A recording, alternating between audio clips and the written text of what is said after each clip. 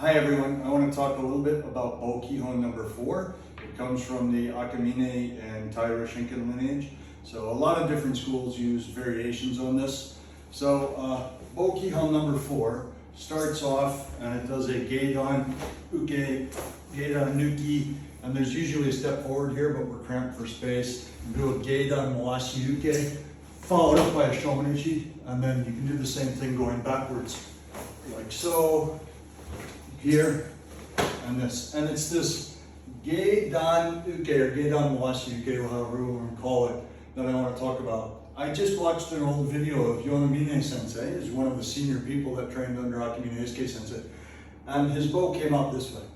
And when I first learned this, I was taught to bring this far across so as to cover both feet. Now we're stopping it just on the inside of this foot. And there's a little bit of a trade-off there. So if I come around here, then the next move comes a little bit easy. If I'm all the way over there, then this movement to come up is slightly longer than this movement to come up. Now, a question came up of, well, maybe we were originally taught to get this extra kick out there.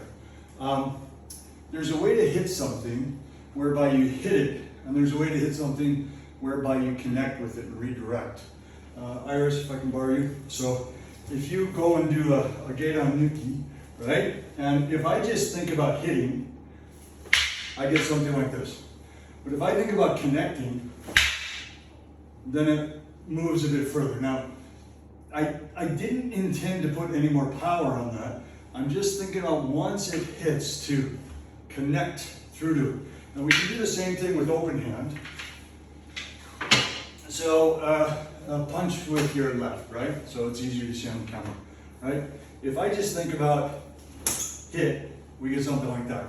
But if I think about, one more time, connecting, right?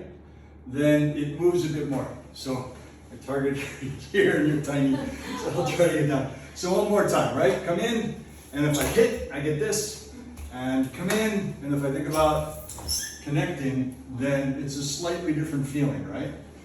So same thing on the bow, right? Just hold it up for me.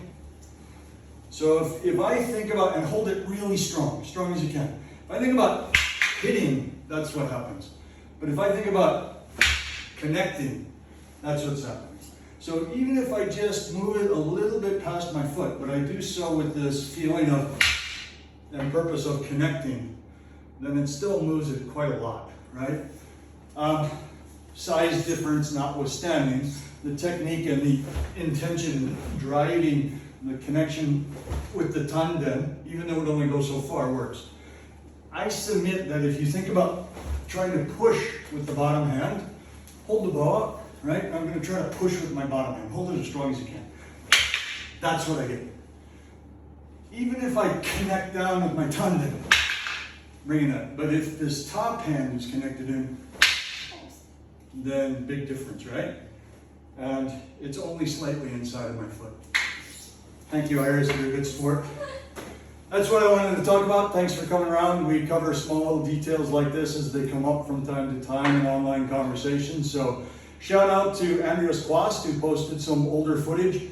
I don't remember the lady that originally took it, but Andy has cited his sources, as he always does, because he's a good researcher. So you can get back to the original material there of Yonamine Sensei doing the different Kihon. And it was nice because it made me think about the transition from the way that it was originally taught out here to the way that I'm now being encouraged to do it, which only people that geek out on this would even notice this as a difference. We were kind of laughing about it, but for those that are interested in this thing, it does make a difference. So thanks for stopping by.